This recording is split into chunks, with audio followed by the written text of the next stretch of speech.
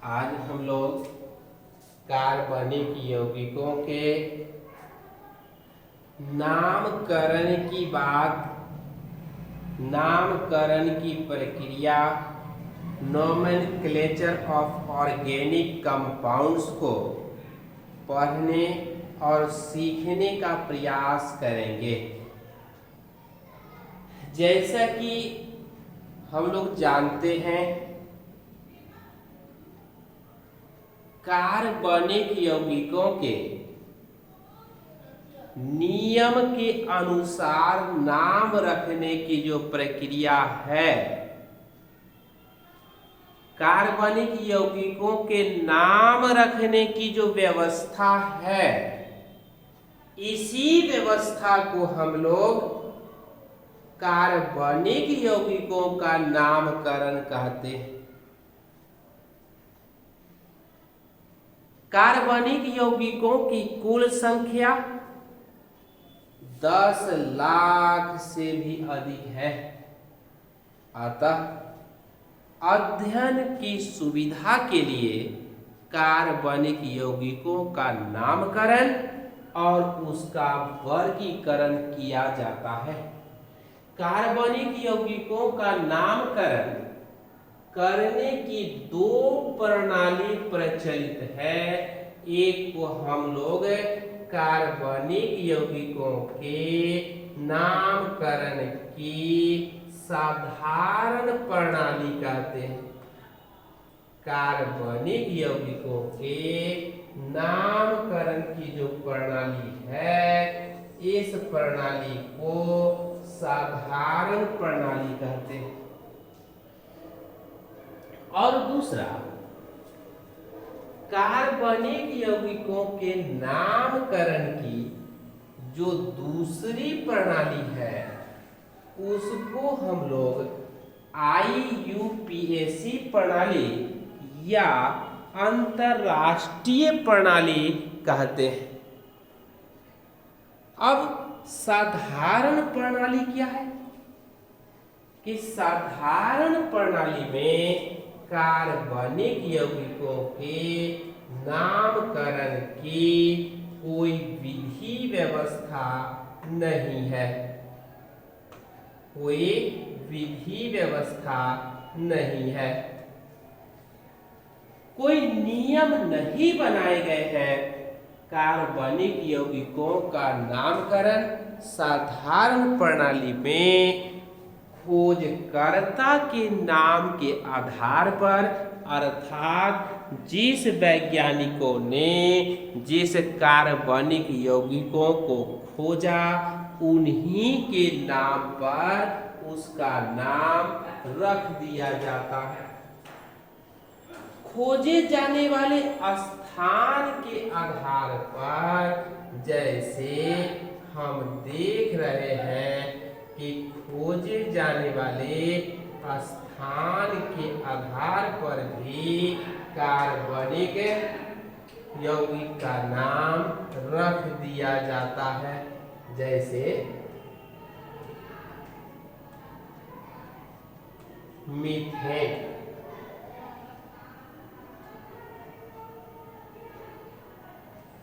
यह को marsh gas कहते हैं, क्योंकि यह मार्स गैस अर्थात मीथेन दल में मिला था। मार्स गैस या मीथेन दल में मिला था।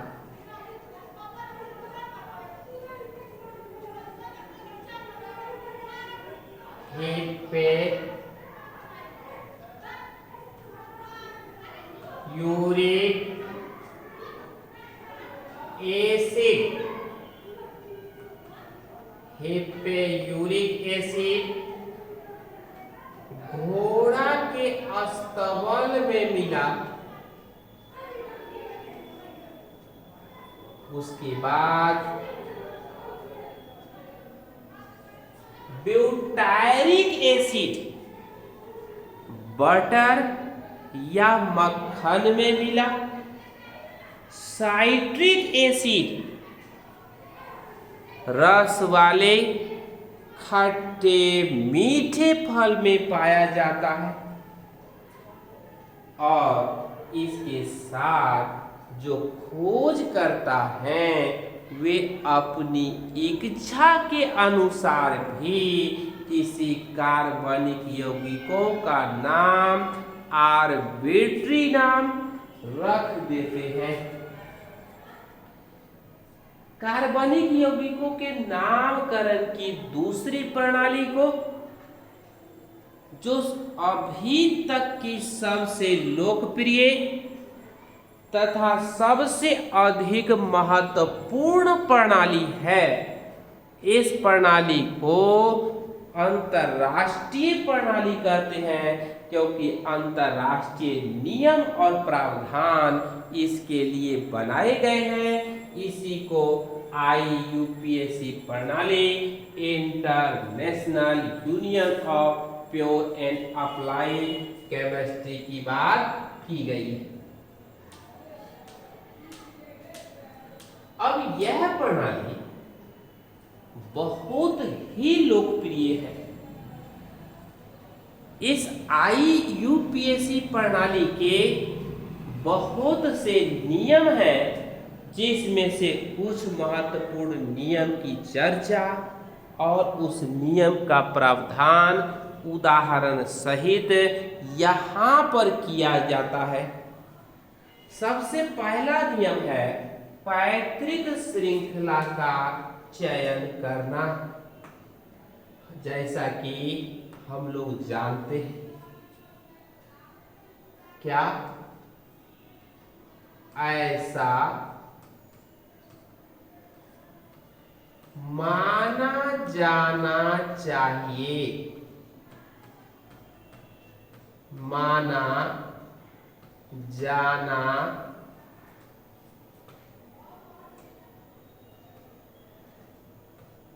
चाहिए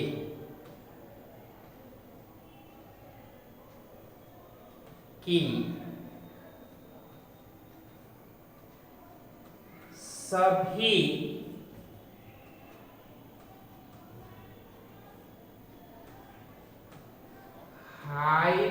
हाइड्रोकार्बन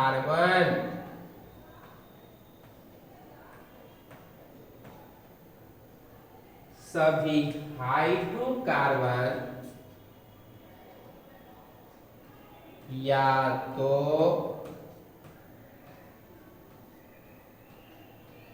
एल्केन है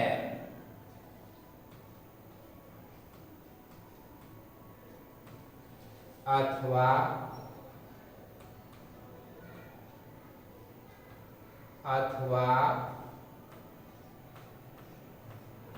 एल्केन से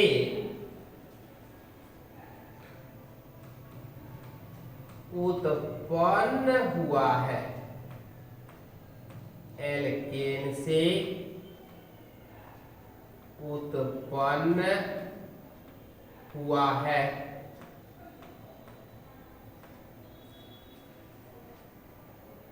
पैतृक श्रृंखला का चयन करते समय पैतृक श्रृंखला का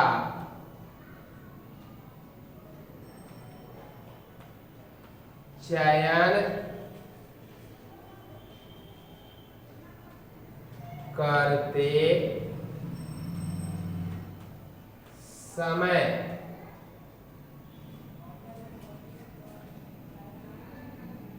सीधे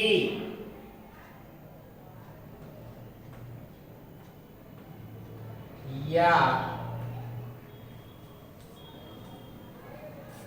शाखित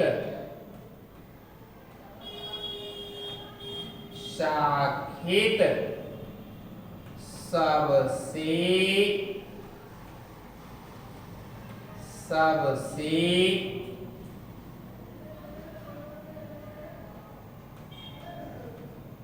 लंबी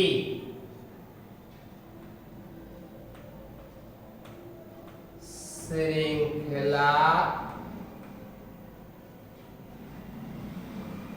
अर्थात अधिकतम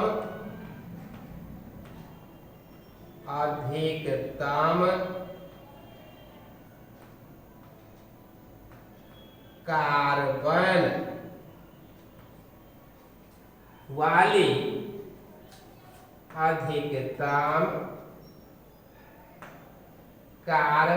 वाली श्रृंखला को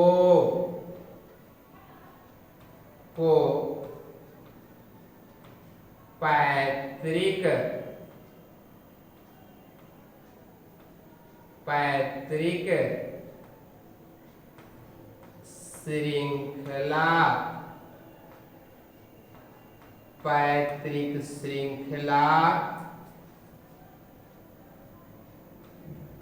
माना जाना चाहिए।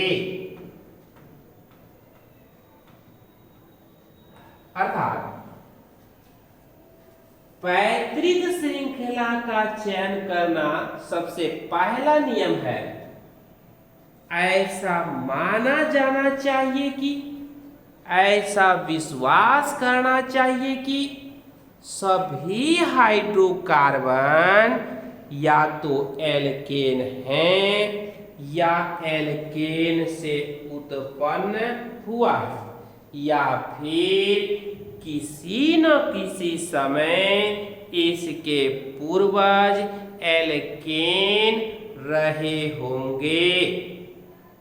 उसके बाद सीधी श्रृंखला या शाखित श्रृंखला में से ऐसी श्रृंखला का चयन करना चाहिए जिसमें अधिक से अधिक कार्बन की संख्या सम्मिलित हो। साथ ही साथ वरीयता क्रम का भी पालन करना चाहिए, अर्थात अधिक वरीयता क्रम वाला कोई भी सदस्य पैतृक श्रृंखला से बाहर नहीं होना चाहिए। जैसा कि यहां पर आप उदाहरण देख रहे हैं, यह सीधी श्रृंखला है,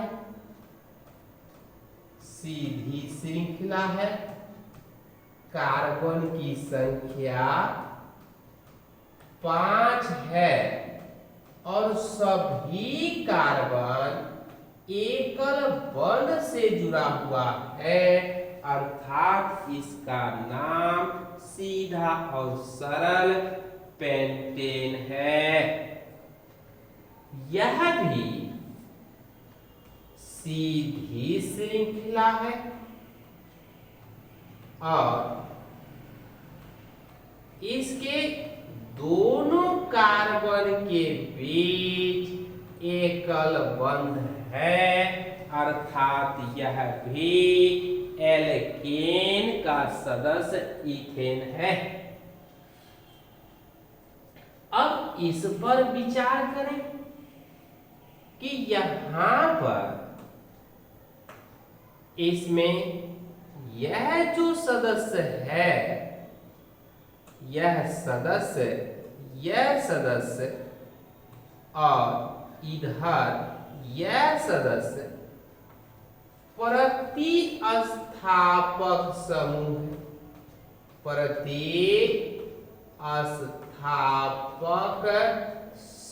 है और यह भी प्रतिस्थापक समूह है, अर्थात इसको हम लोग सब्स्टिट्यूशन ग्रुप कहते हैं। और यह जो चयन किया गया है, यह पेरेंट चेन है, पैतृक श्रृंखला है। इसमें कार्बन की संख्या 5 है, इसका नाम और तीसरे नंबर पर दो मिथाइल ग्रुप है, 3,3 डाई मिथाइल पेंटेन इसका नाम है। इसी तरह से अन्य सभी का हम नाम और पैतृक श्रृंखला का चयन करेंगे। अब पैतृक श्रृंखला का चयन करते समय यह ध्यान रखा जाना चाहिए कि अधिक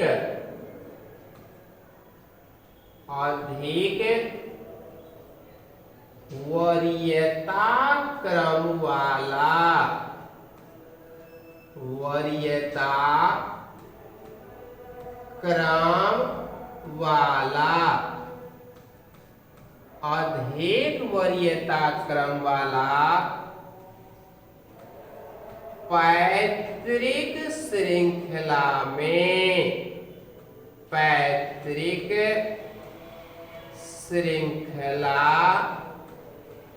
पैतृक श्रृंखला में अवश्य शामिल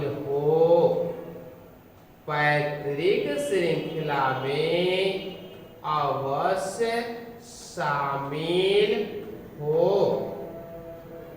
पैतृक श्रृंखला का चयन करते समय यह ध्यान रखना चाहिए कि पैतृक श्रृंखला के कार्बन में वरीयता क्रम का पालन हो और अधिक वरीयता क्रम वाला सदस्य अवश्य शामिल हो, अर्थात गिनती में और श्रृंखला में वह छूटे नहीं। और जैसा कि आप देख रहे हैं, सबसे अधिक वरीयता क्रम यहाँ पर जो है, सबसे अधिक वरीयता क्रम किसका है? क्रियाशील मूलक का है, वरीयता क्रम नंबर 1। इसके बाद इसका दूसरा वरीयता क्रम किसका है? द्विबंध का वरीयता क्रम है, द्विबंध का वरीयता क्रम है। अब उसके बाद जो वरीयता क्रम है वह ट्रिपल बॉन्ड त्रिबंध का वरीयता क्रम है।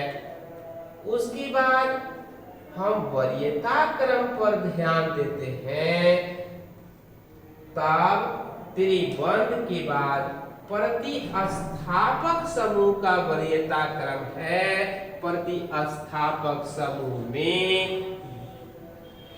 ए में हैलाइड समूह को रखा गया है और बी में एल्काइल समूह को रखा गया है, जैसा कि आप देख और समझ सकते हैं। जैसे इसी हैलाइड समूह में अगर फ्लोरीन है तो इसको हम लोग लिखेंगे फ्लोराइड। अगर इसमें क्लोरीन है तब लिखा जाएगा क्लोराइड। अगर इसमें ब्रोमीन है तब लिखा जाएगा ब्रोमाइड। अगर आयोडीन है तब लिखा जाएगा आयोडाइड।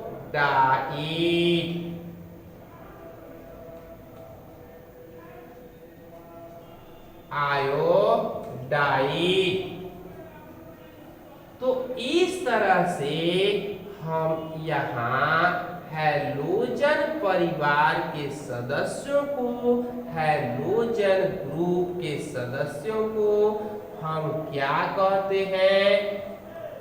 प्रतिस्थापक समूह। ठीक इसी प्रकार से अगर किसी एल्केन से, अगर यह कोई एल्केन है, अब इस एल्केन से अगर एक हाइड्रोजन बाहर निकल जाता है तब यह सदस्य बन जाएगा इस तरह का एल्केन से एल्काइल बन जाएगा। तो एल्काइल में जैसा कि आप देख रहे हैं methyl, ethyl, propyl, butyl, pentyl, hexyl इत्यादि। इसके बाद कार्बन का अंकन करना, कार्बन का अंकन करना। तो इसको हम लोग देखें। पैतृक श्रृंखला की, पैतृक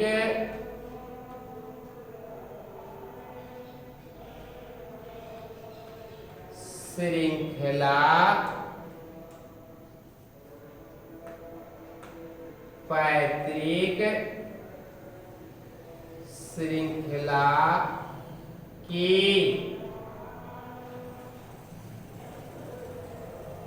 कार्बन, कार्बन का अंकन उस ओर से, उस ओर से प्रारंभ किया जाना चाहिए, प्रारंभ किया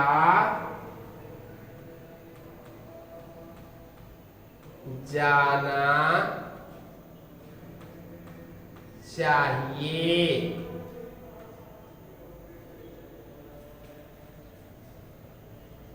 जिस ओर से, जिस ओर से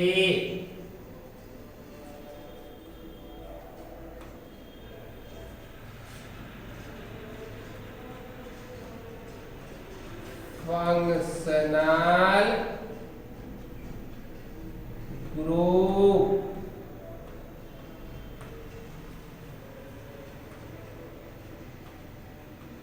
डबल बॉन्ड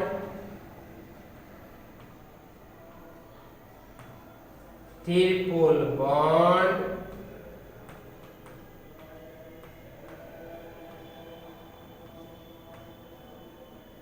ट्रिपल बॉन्ड तथा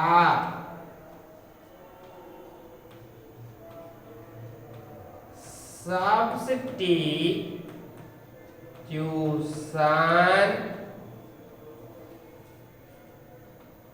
ग्रुप को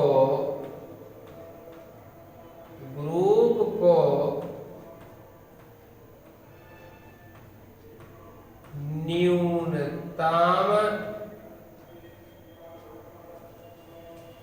अंक प्राप्त हो, न्यूनतम अंक प्राप्त हो।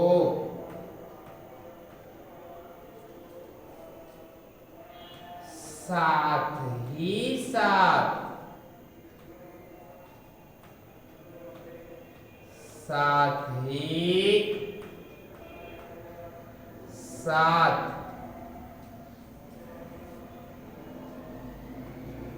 वरीयता क्रम का भी, वरीयता क्रम का भी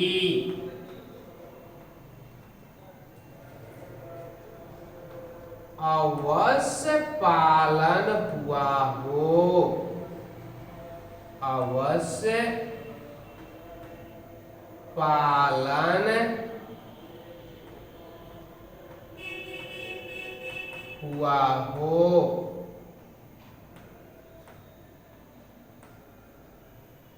तब हम इसके तीसरे अंक पर आते हैं।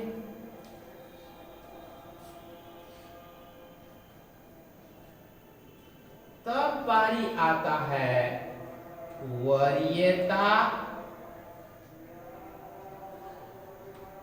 क्रम का पालन करना। वरीयता क्रम का पालन करना। और यह जो वरीयता क्रम है, जैसा कि ऊपर में भी बताया गया है कि पहला वरीयता क्रम फंक्शनल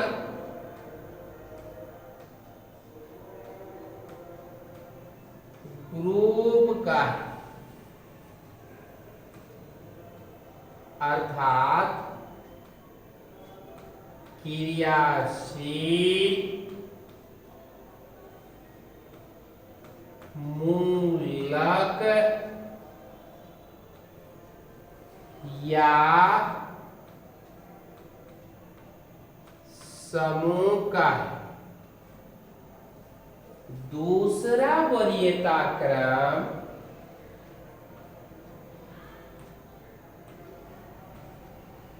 डबल बॉन्ड का, अर्थात दो बंधन का।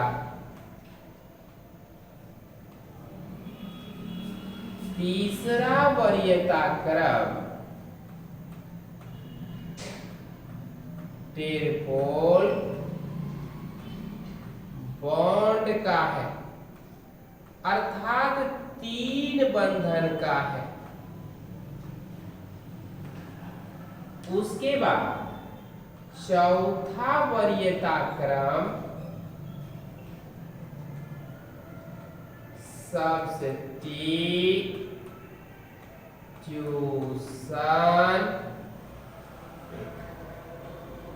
ग्रुप का है।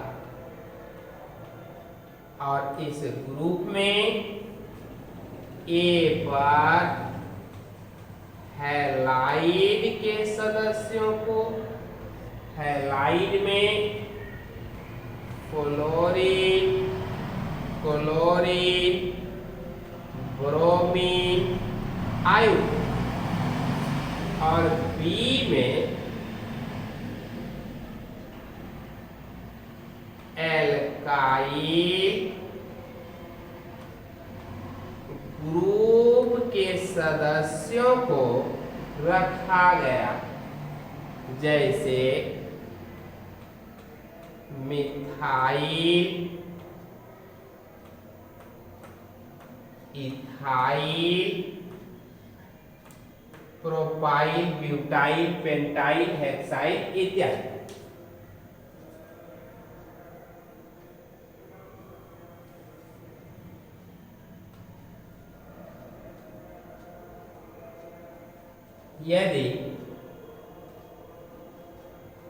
यदि किसी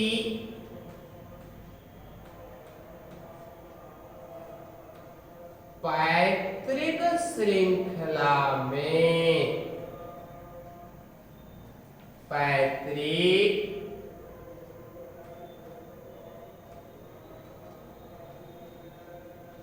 श्रृंखला में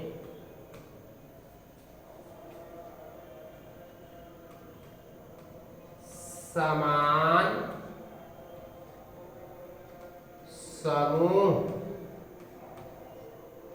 समान समूह दो या दो से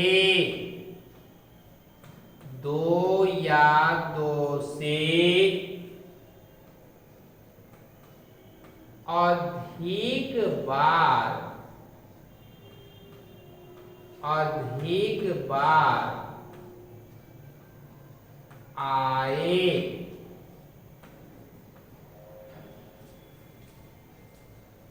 तो उसे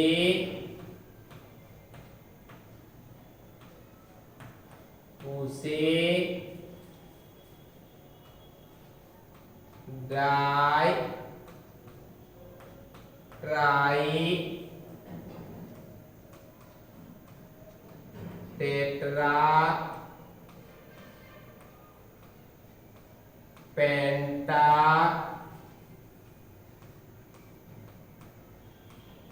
हेक्सा हेप्टा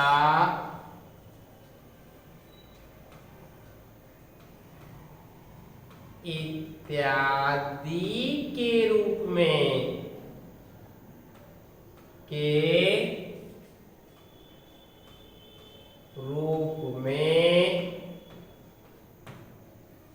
लिखा जाना चाहिए। लिखा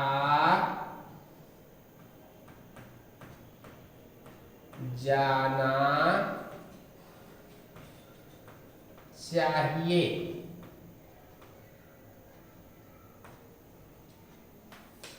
जैसा कि 2 होगा तो डाई, 3 होगा ट्राई, 4 बार होगा तो टेट्रा, 5 बार पेंटा, 6 बार हेक्सा, 7 बार हेप्टा।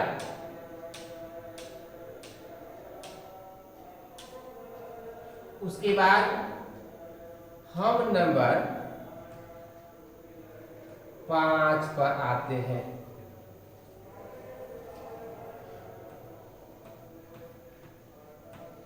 नामकरण करते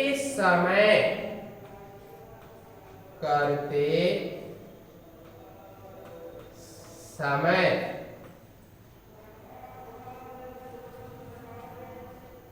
अंग्रेजी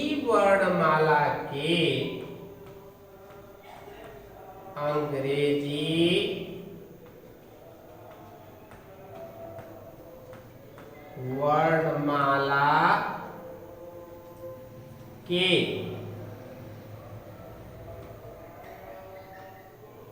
अल्फा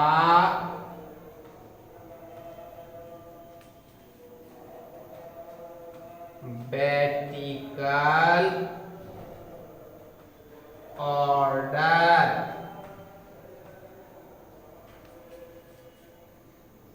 का पालन किया जाना चाहिए।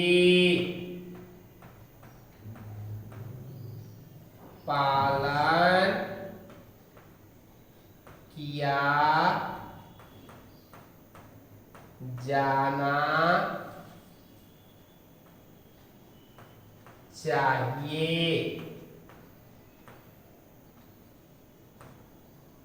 अर्थात अगर यह एक कंपाउंड है, इस कंपाउंड में यहां पर मिथाइल ग्रुप और यहां पर इथाइल ग्रुप लगा हुआ है,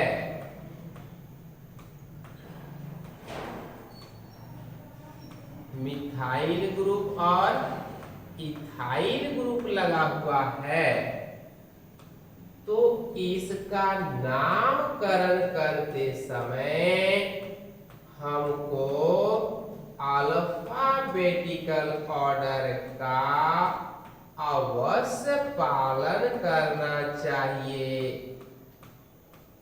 अवश्य पालन करना चाहिए। जैसा कि आप देख रहे हैं और समझ रहे हैं। सबसे पहले पैतृक श्रृंखला का चयन करेंगे। पैतृक श्रृंखला का चयन कर लेने के बाद अंकन करेंगे। 1 2 3 4 5 6 6 कार्बन। अब इसका हम नाम रखेंगे, तो नाम रखेंगे तो रूट वर्ड इसका हो जाएगा, रूट वर्ड हो जाएगा हेक्स। इससे पहले देखना है प्रीफिक्स को।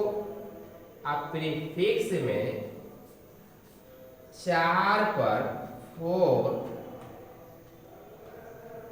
इथाइल और 3 पर कौन सा ग्रुप है, मिथाइल। हेक्स रूट वर्ड है और एकल बंध है, तो ANE जोड़ देंगे। यहां पर E के बाद M आया,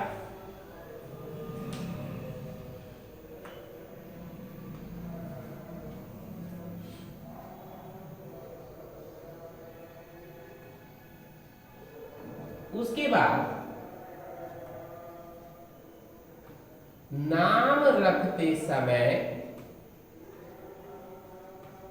इस ढांचा या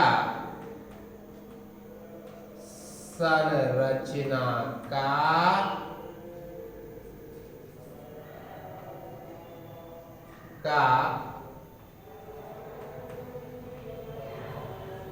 अवश्य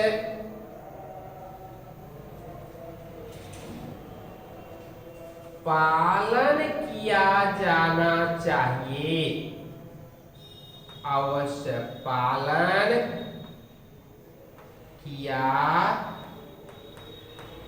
जाना चाहिए। नाम रखते समय इस ढांचा या संरचना का अवश्य पालन किया जाना चाहिए। सबसे पहले हम स्थान देंगे रूट वर्ड्स को।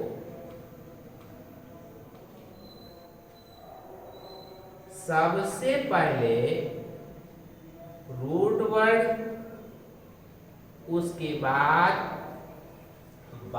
आएगा रूट वर्ड।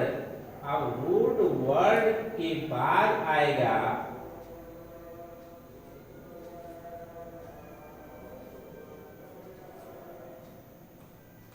पहले प्रीफिक्स,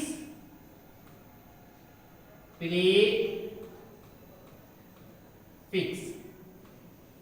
और रूट वर्ड के बाद आएगा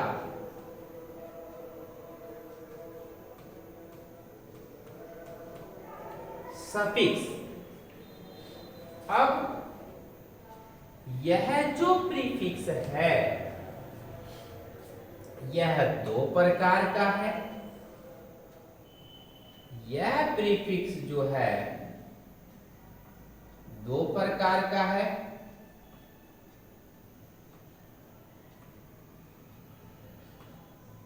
और इसी तरह से सफिक्स भी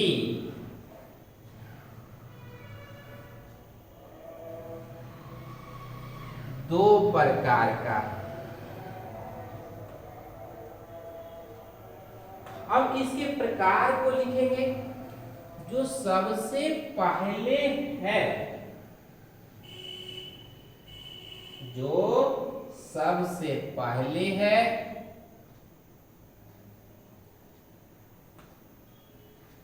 जो सबसे पहले है उस प्रीफिक्स को हम कहेंगे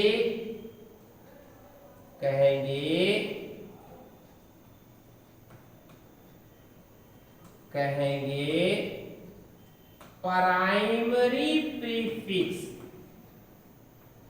प्राइमरी प्रीफिक्स। और प्राइमरी प्रीफिक्स के बाद एक दूसरा प्रीफिक्स आएगा इसको हम लोग सेकेंडरी प्रीफिक्स कहेंगे। इसी तरह से प्राइमरी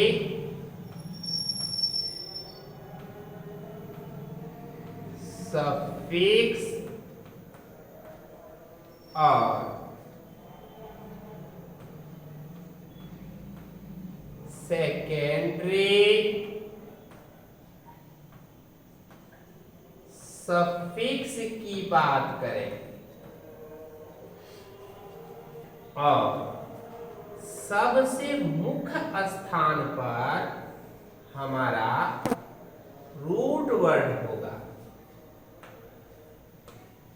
इससे पहले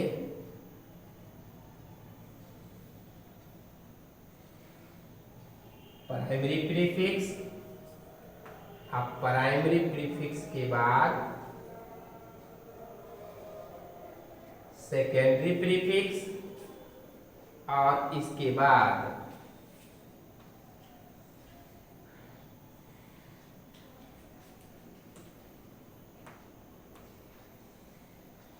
अब अध्ययन में कठिनाई न हो, ये सब का हम नंबरिंग कर देंगे, स्थान लगा देंगे। प्राइमरी प्रीफिक्स का नंबर 1 हो जाएगा,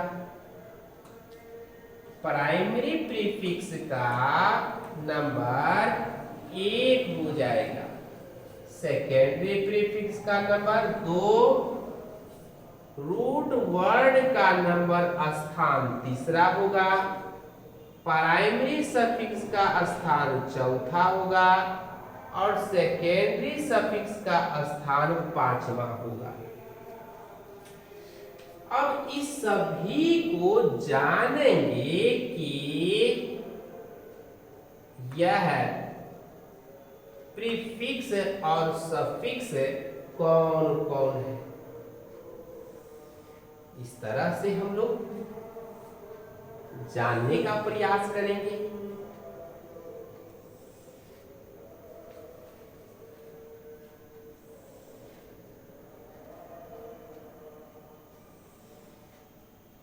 तो इस तरह से हम ध्यान देंगे कि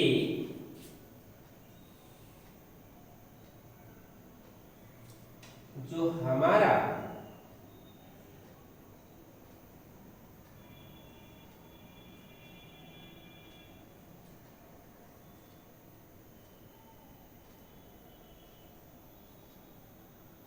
यह जो है प्राइमरी प्रीफिक्स में हम सबका नाम रखते जाते हैं।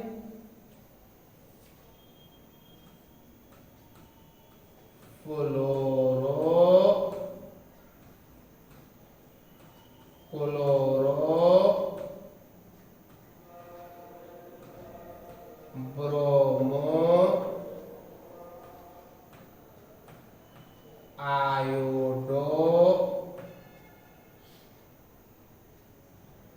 नाइट्रोसो,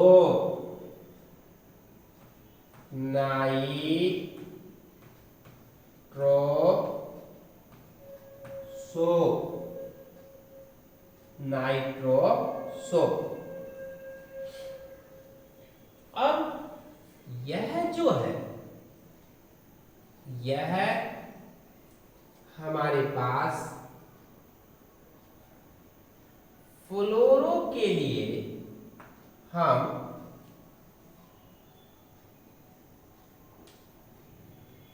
इसको हम लोग समझने का भी प्रयास करें।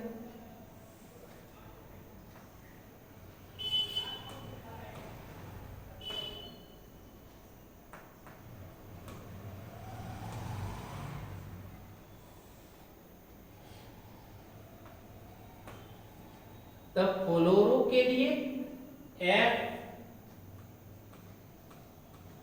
क्लोरो के लिए Cl, ब्रोमो के लिए Br और नाइट्रोसो के लिए N बाद हम लोग सेकेंडरी सफिक्स में नाइट्रो, सेकेंडरी सफिक्स में हम बात करेंगे नाइट्रो। अगर इस तरह का ग्रुप है NO2, इसको कहेंगे हम नाइट्रो। अगर इस तरह का ग्रुप है इसको कहेंगे एल्काइल।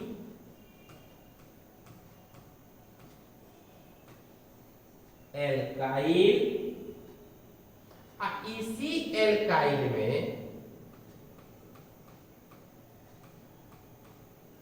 मिथाइल, उसके बाद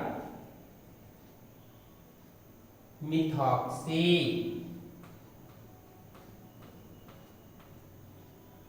इसको हम कहेंगे मिथॉक्सी। उसके बाद अगर इस तरह का ग्रुप है C2H5 के साथ O लगा हुआ है, तो इसको कहेंगे हम इथॉक्सी।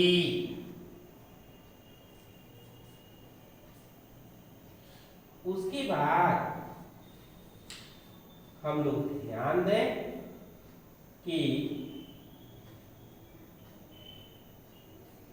यहां पर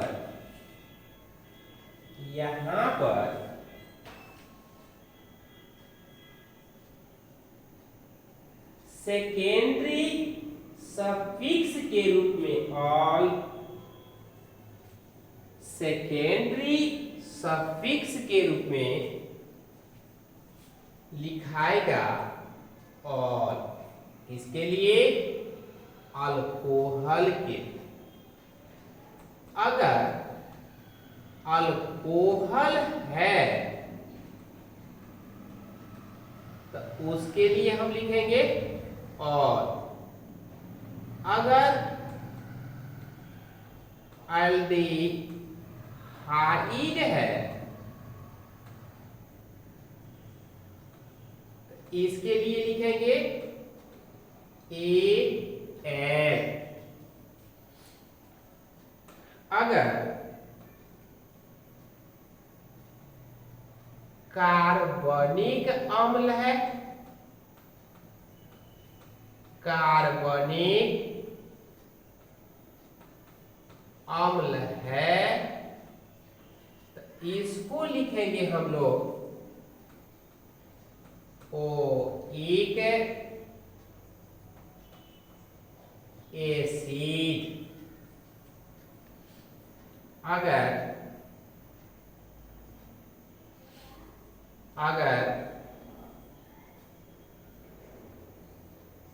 एमीन है,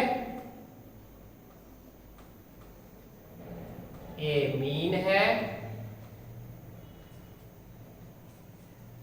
तो लिखेंगे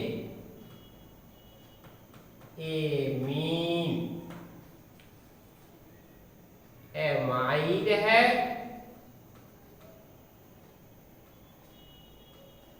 एमाइड है तो लिखेंगे एमाइड। अगर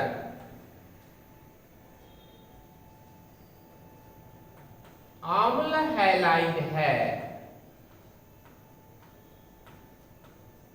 अम्ल हैलाइड है तो इसको लिखेंगे एसिड हैलाइड।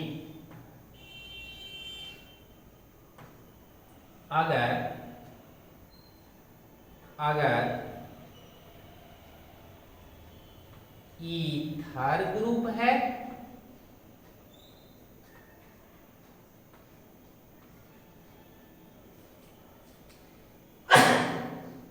तब लिखेंगे ईथर अगर एस्टर ग्रुप है तो लिखेंगे एल्काइल एल्केनोएट।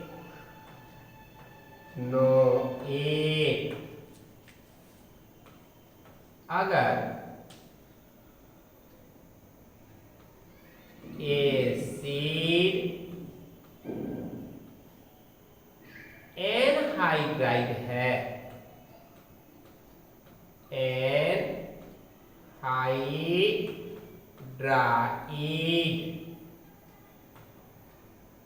एसिड एनहाइड्राइड है तो इसको लिखेंगे एसिड एनहाइड्राइड।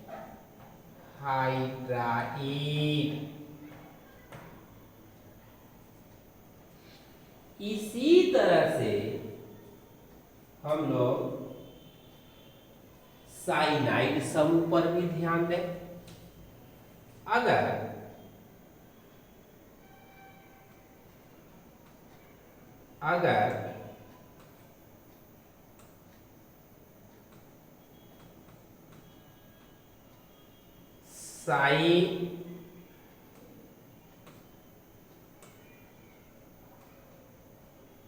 साइनाइड है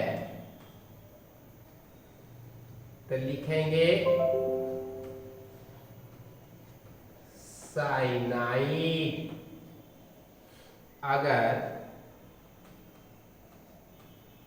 आइसो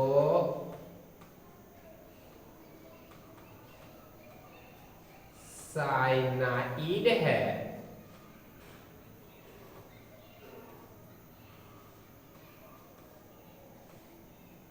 तो उसको लिखेंगे आइसो साइनाइड। अगर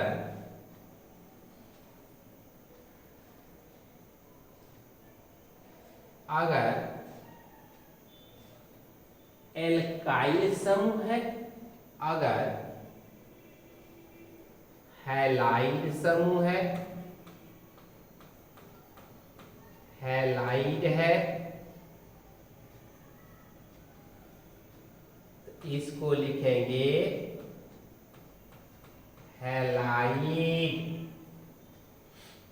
इसी तरह से प्राइमरी सफिक्स में हम बात करेंगे किसका, बंधन की बात करेंगे।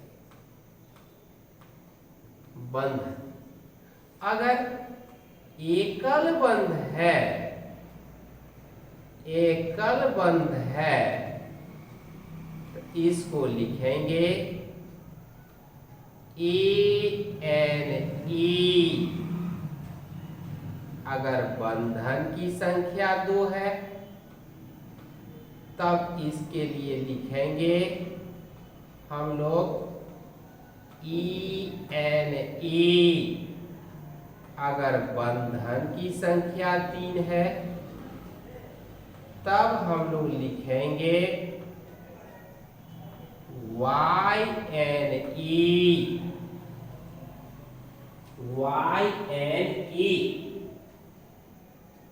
तो एकल बंध, द्वि बंध और त्रिबंध की बात हम लोग इस तरह से करेंगे।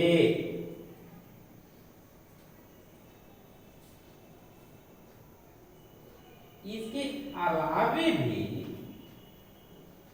अगर त्रिबंध होगा तो YNE के रूप में लिखा जाएगा। अब हम रूट वर्ड की बात कर लेते हैं। इस रूट वर्ड का निर्धारण इसके आधार पर, रूट वर्ड का निर्धारण कार्बन की संख्या के आधार पर होता है।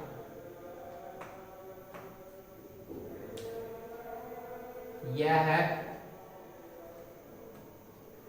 नंबर ऑफ ऑफ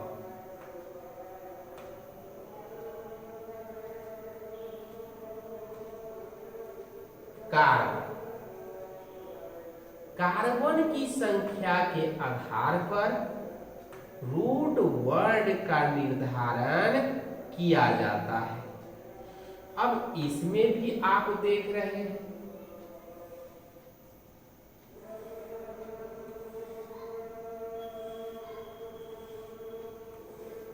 कार्बन की संख्या के आधार पर रूट वर्ड का निर्धारण होता है।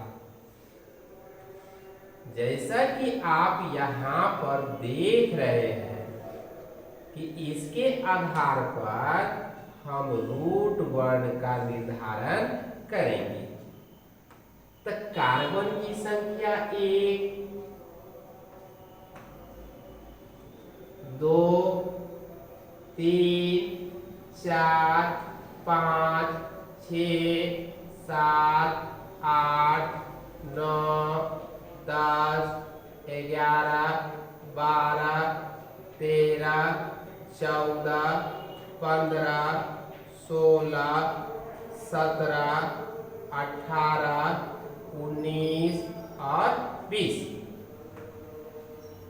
अब इसके नाम को रख दें। अगर कार्बन की संख्या 1 है तो इसको कहेंगे मैथ। कार्बन की संख्या 2 है तो एथ। 3 है तो प्रोप। 4 है तो ब्यूट। 5 है कार्बन की संख्या तो पेंट। कार्बन की संख्या 6 है तो हेक्स। 7 है तो हेप्ट। 8 है तो ऑक्ट।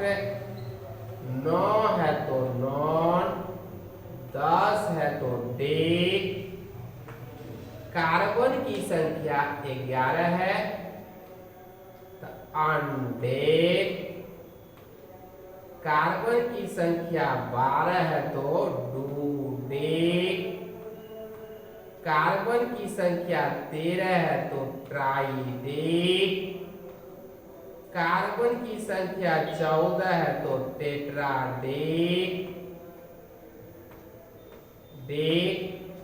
कार्बन की संख्या 15 है तो उसको कहेंगे पेंटाडेक।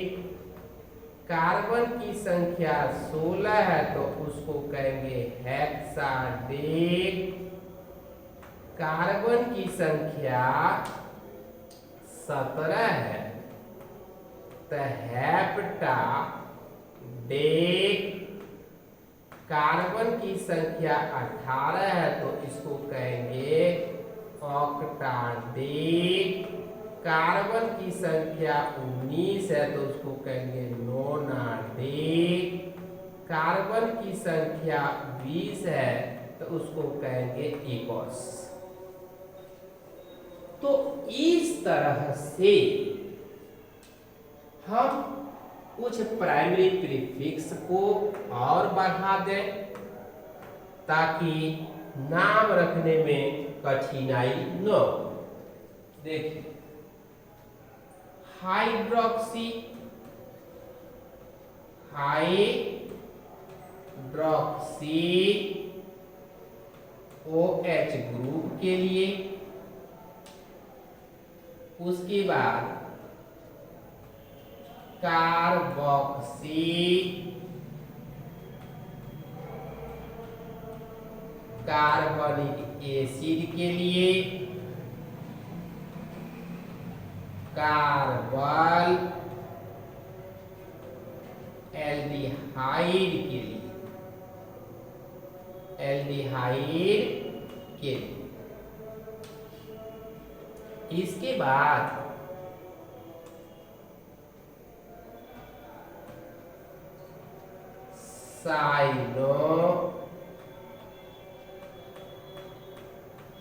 साइनाइड समूह के लिए iso cyano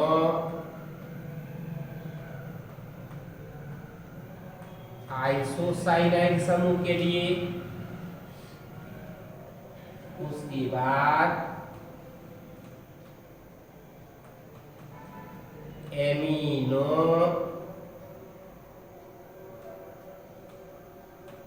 NH2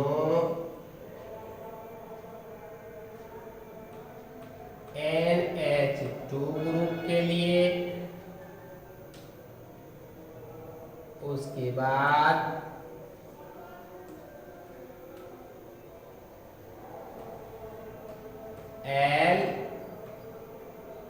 alkoxy ether group के लिए, उसके बाद इस तरह से और भी हम ग्रुप को आवश्यकता के अनुसार जोड़ सकते हैं।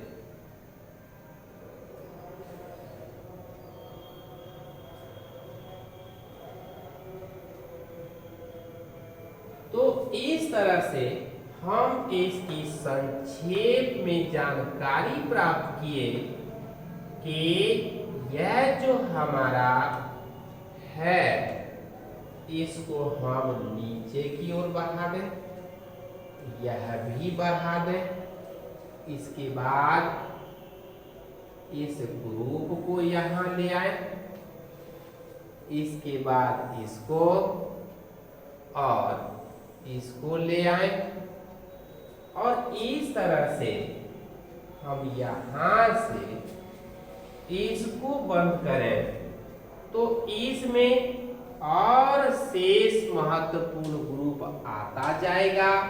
हम और आप अपनी आवश्यकता के अनुसार इसमें वृद्धि करते चले जाएंगे और इस नियम का पालन करते हुए हम यथासंभव प्रयास करेंगे इसके नाम को रखने का, इसके नाम को समझने का, इसके नाम पर ध्यान देने का। उसके बाद यह हमारा छठा नियम था। अब इस नियम के बाद हम सातवें नियम पर भी विचार करेंगे। सातवें नंबर पर विचार करेंगे।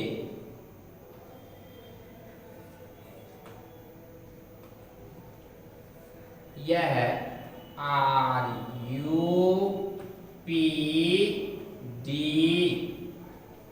इसको कहते हैं रूल ऑफ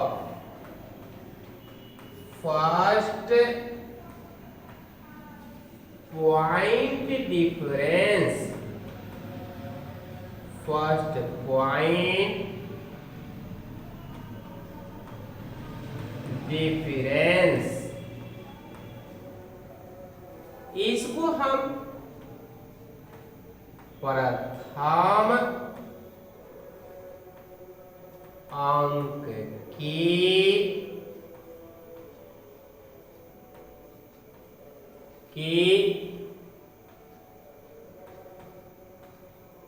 अंतर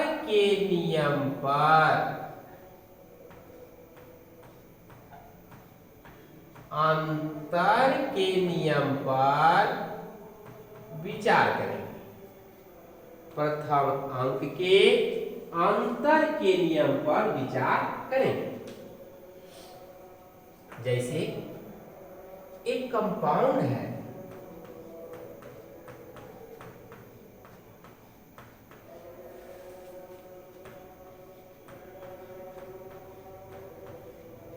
अब हम इस पर विचार करें कि इस पर CH3 ग्रुप जुड़ा हुआ है और यहां इस पर CH3 ग्रुप जुड़ा हुआ है, इस पर भी CH3 है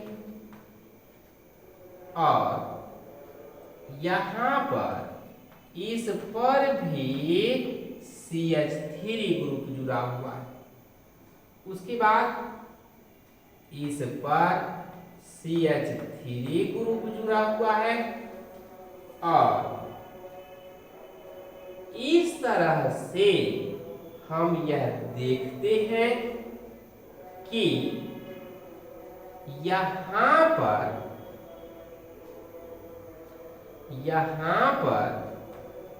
CH3 ग्रुप जुड़ा हुआ है और बाकी जगह पर हाइड्रोजन से यह पूरा भरा हुआ है। नियम के अनुसार सभी कार्बन को 4 बंधन है। तो इसमें हम लोग इसका अंकन अगर इस ओर से करते हैं 3 4 5 6 7 8 9 10 11, अगर इस ओर से नंबर करते 1 2 3 4 5 6 7 8 9 10 और 11, अगर हम ऊपर वाले सिरा की ओर नाम इसका रखते हैं तो इसका नाम हो जाएगा 3 4 5 6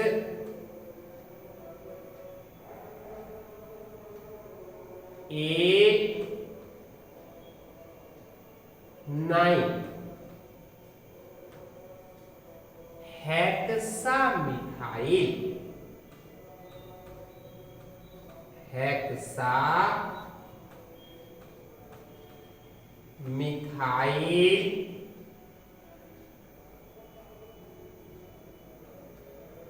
ऑन डेकेन। अगर इस दृष्टि से अगर नाम रखते हैं तो इस पर ध्यान देंगे कि 3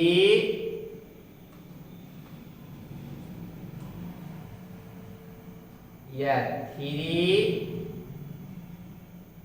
4, उसके बाद 6 7 8 9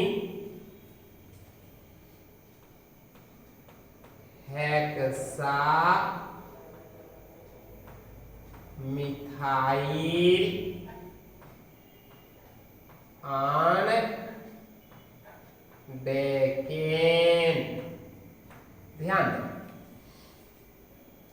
तो यहां पर हम देखते हैं यह तीसरे नंबर पर जो अंतर है यह कम अंक है और यह अधिक अंक है, तो यह सही है और यह गलत है। अब हम लोग अगले नियम पर ध्यान दें।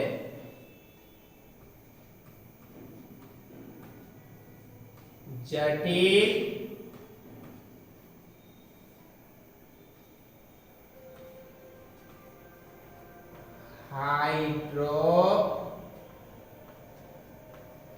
हाइड्रोकार्बन्स की बात करें का नामकरण करते समय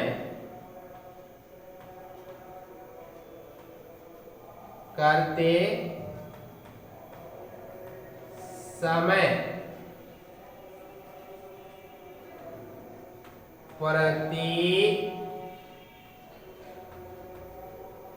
अस्थापक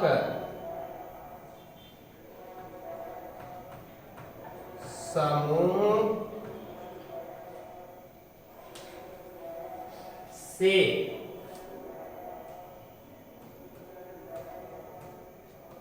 जुड़े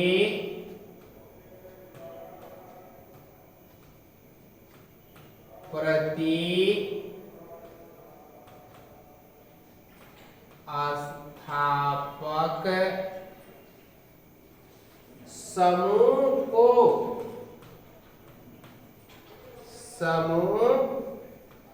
को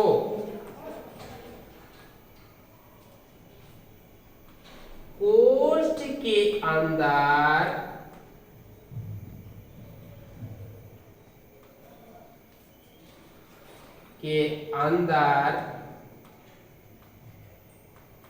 रखा जाना चाहिए।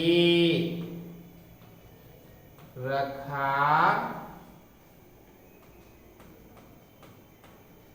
जाना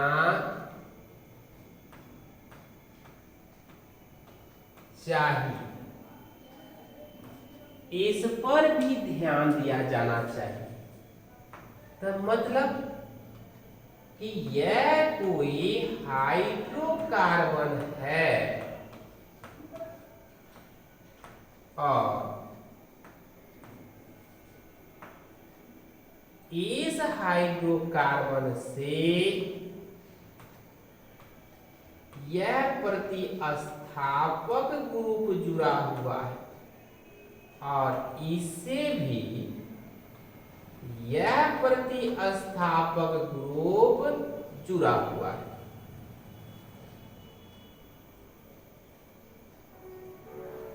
तो इसका नामकरण करते समय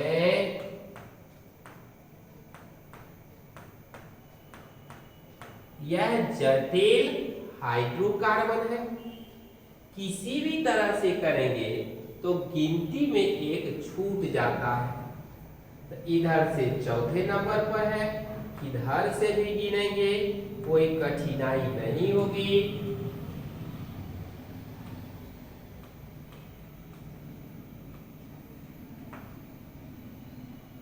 इधर से कार्बन की संख्या 1, 2, इधर से यह प्रतिस्थापक समूह है।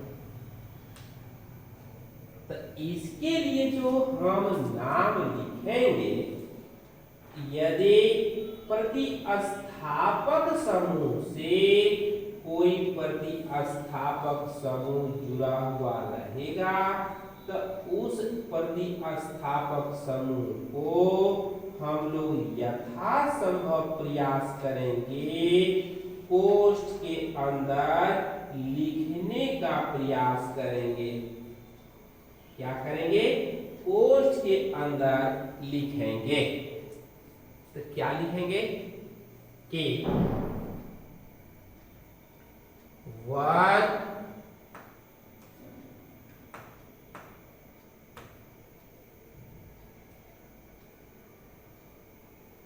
लिखेंगे 1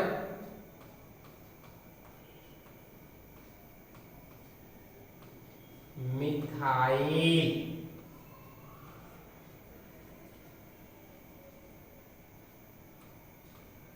फोर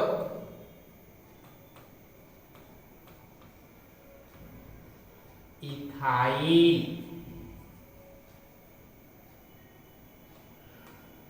हेप्टेन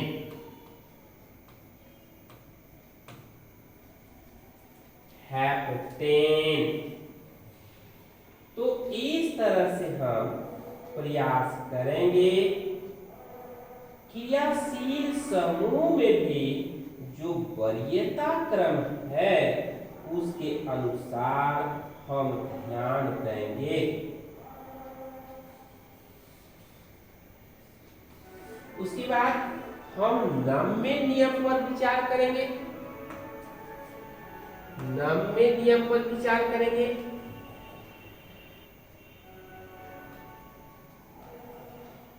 यदि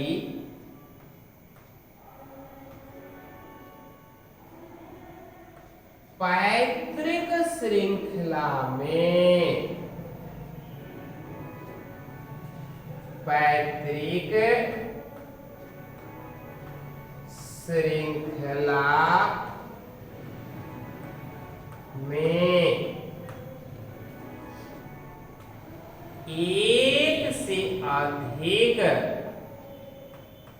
एक से अधिक क्रियाशील मूलक जुड़े हो, क्रियाशील मूलक जुड़े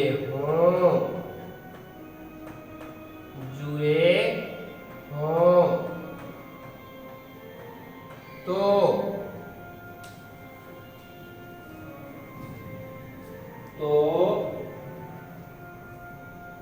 वरीयता क्रम का पालन किया जाना चाहिए। वरीयता क्रम का पालन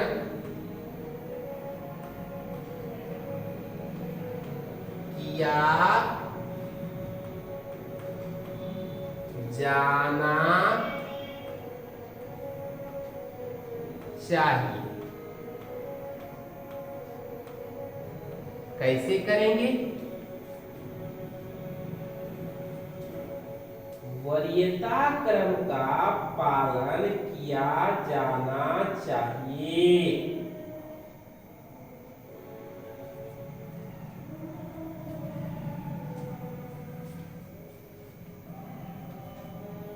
अधिक वरीयता क्रम वाले को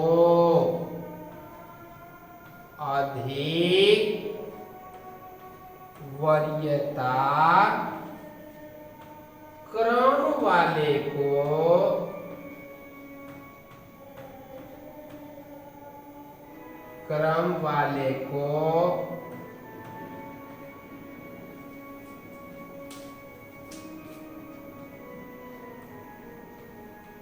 सेकेंडरी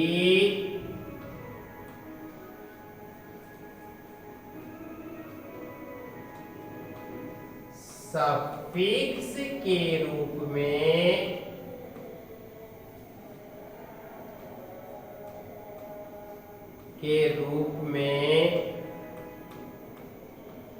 लिखा जाना चाहिए।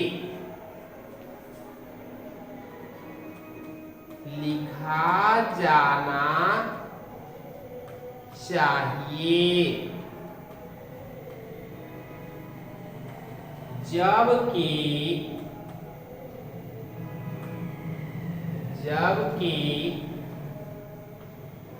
कम वाले को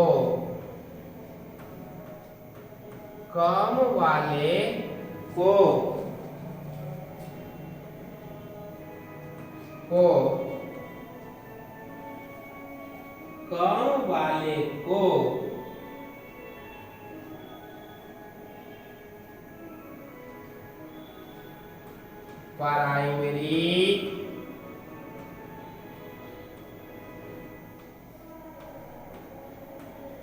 प्रीफिक्स के रूप में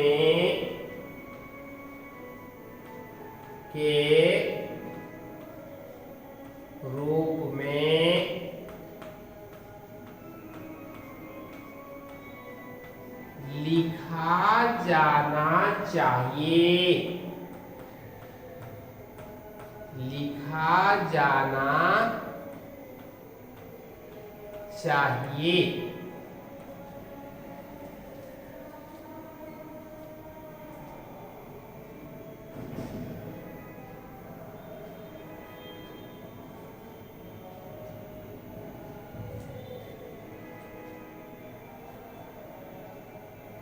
जैसे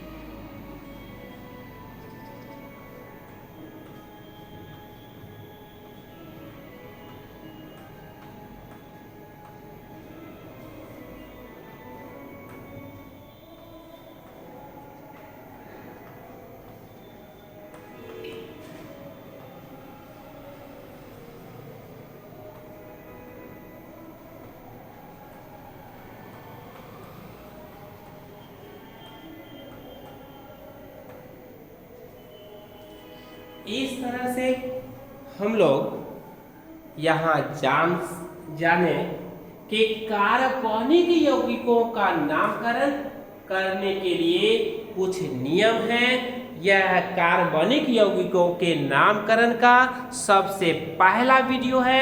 प्रारंभिक और मूल जानकारी दी गई है। अब नामकरण के अगले वीडियो में एडवांस जानकारी देने का प्रयास किया जाएगा। यदि आप इसका अध्ययन करेंगे तो आपके भविष्य उज्जवल होगा। धन्यवाद।